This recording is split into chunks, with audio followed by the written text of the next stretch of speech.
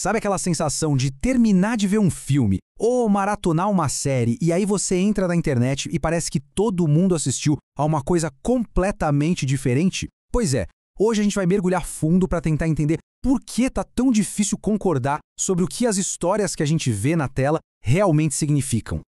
Vamos começar exatamente com essa pergunta que muita gente já deve ter se feito. Você acaba de ver algo que te marcou, corre para ver os comentários e fica de cara com uma interpretação que não tem nada a ver com a sua. E olha, essa confusão toda não é por acaso não. A análise que a gente traz hoje parte de uma ideia bem forte. A de que estamos vivendo um momento em que a nossa própria capacidade de interpretar o que a gente vê na tela está passando por um desafio gigantesco.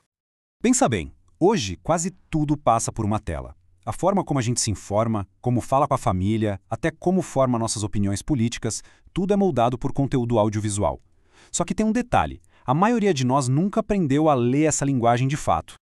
E essa habilidade tem nome, né? É a tal da alfabetização midiática. É como se fosse a gramática do cinema, do vídeo. Mas isso vai muito além dos filmes. Para a coisa ficar mais clara, vamos analisar um caso bem específico que mostra isso na prática. Então, para a gente entender como essa confusão acontece de verdade, vamos dar uma olhada no caso de uma série recente da Netflix que deixou uma galera completamente perdida. A história começa assim, ó. Um menino de 11 anos é preso por assassinato. E para não deixar dúvida, o primeiro episódio já termina mostrando um vídeo dele ali cometendo o crime, preto no branco. Ou seja, a série não era um mistério do tipo quem matou, a gente já sabia. A proposta era outra, era olhar para os sistemas em volta daquela tragédia. A polícia, a escola, a família. Só que não foi bem assim que muita gente entendeu. A reação na internet foi de pura frustração. Choveram comentários de pessoas se sentindo enganadas, como se tivessem sido feitas de bobas pela série. E esse comentário aqui, olha ele perfeito. Ele resume toda a confusão. As pessoas continuaram até o fim, esperando um mistério para resolver, mesmo que o assassino tenha sido revelado logo de cara, no primeiro episódio. Então, o ponto crucial aqui não é que as pessoas não entenderam por falta de inteligência nada disso. O que aconteceu foi um choque entre o que elas esperavam de uma série policial e o que a série realmente entregou, quebrando de propósito as regras do gênero. Isso leva a gente para um problema ainda maior. A análise argumenta que esse conflito entre a expectativa do público e a intenção de quem cria as obras gerou uma espécie de círculo vicioso. E a metáfora para descrever isso é bem poderosa. É essa imagem, uma cobra comendo o próprio rabo. É um ciclo que se retroalimenta, sabe? E o resultado é que a nossa mídia fica cada vez menos sutil e a nossa capacidade de interpretar as coisas fica cada vez mais fraca. Funciona mais ou menos assim, ó. O público mostra que tem dificuldade com histórias mais complexas, com nuances. Aí, a indústria, querendo agradar, responde fazendo tudo cada vez mais simples, mais óbvio, mais mastigado. Com isso, a nossa habilidade de interpretar essas nuances vai atrofiando. E aí o problema só piora. Essa tendência de deixar tudo super explicado tem até um nome: hiperdidatismo. Sabe aquele filme que não para de te dizer com todas as letras qual é a mensagem dele? É isso. Mas e se o problema for justamente essa busca incessante por uma mensagem? Vamos agora para uma outra forma de enxergar a mídia. Uma que coloca o sentimento, a experiência, na frente da simples tarefa de decodificar uma mensagem. Décadas atrás, a escritora Susan Sontag já tinha dado a letra. Ela dizia que talvez o nosso trabalho não seja ficar espremendo um significado de um filme, mas simplesmente sentir a obra. E tem um exemplo perfeito para isso nos filmes dos X-Men.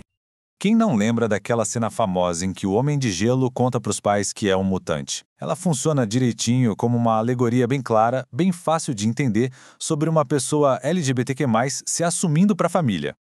É uma cena super poderosa, não tem como negar. Mas a pergunta que a análise faz é, será que é essa cena, baseada no texto, no diálogo, que melhor comunica o sentimento central daquela história? A fonte argumenta que talvez uma outra cena, bem mais quieta, faça isso melhor. Aquele momento sem diálogo nenhum, em que o Homem de Gelo só usa o poder dele para esfriar a bebida do Wolverine. Não tem a ver com a trama, nem com uma mensagem clara. Tem a ver com a tensão no ar, com o olhar, com os detalhes, com a sensação. E aqui está o pulo do gato. De um lado, a mensagem, que é uma alegoria que a gente decodifica com o cérebro. Do outro, a sensação, que é uma experiência sensorial, emocional, corporal. Uma coisa é intelectual, a outra pega no corpo. E ignorar essa segunda parte pode ter consequências gigantescas. E aí a gente chega no ponto por que tudo isso importa, afinal. Isso aqui não é só teoria de cinema, não. Essa dinâmica molda tudo, da qualidade do entretenimento que a gente consome até o jeito que a gente debate política. Um exemplo brasileiro que encaixa como uma luva nisso é o Tropa de Elite. No papel, no texto, o filme era uma crítica à violência policial. Mas a experiência, a sensação visceral da ação, da adrenalina, levou muita gente a idolatrar o Capitão Nascimento, um herói violento. Ou seja, o efeito foi o oposto do pretendido. E por que isso acontece tanto? Bom, porque a indústria da mídia, desde os algoritmos dos streamings até quem cria conteúdo político, é toda montada para acionar nossas reações mais imediatas, mais viscerais. É a sensação que gera clique, que gera engajamento, não a mensagem cheia de nuances.